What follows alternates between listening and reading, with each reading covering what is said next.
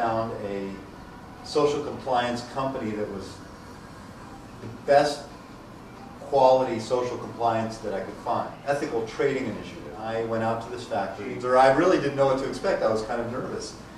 Big country, and I was going to a very small place.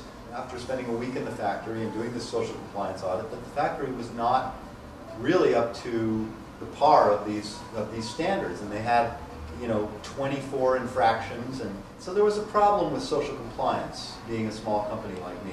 And finally I got some quality from China where the buttons were falling off and the buttonholes were fraying, and the things that I had told them, you have to pre-shrink all this stuff, and it would come in and a large would turn into a small, and I mean it was just a heartache because you have orders with stores, and then suddenly, what are you going to do? You're going to send them a large that turns into a small when a customer buys it? Right. I couldn't do that. That was one reason I decided to find a different factory in China. They sent me the samples, I did a fitting, I sent them back the thing, oh, so when are you going to send me the new samples?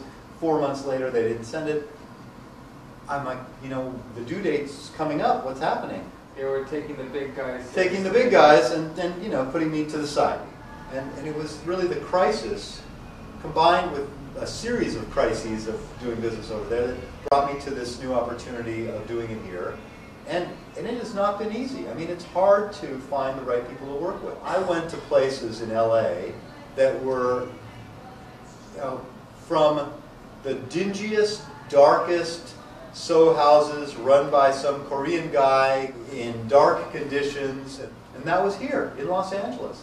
And I went to places that were so slick and so well run that when I told them how much, my quantities, they were like, sorry, we can't work with you. They were working with, whoever, the big guys. And then little by little, through reaching out and talking to people, I found some sewers who had, the family owned these two sisters, these two Italian sisters who had been in the business for 30 years. Now they were in a place where they kind of needed business, and so they were willing to work with a small guy like me.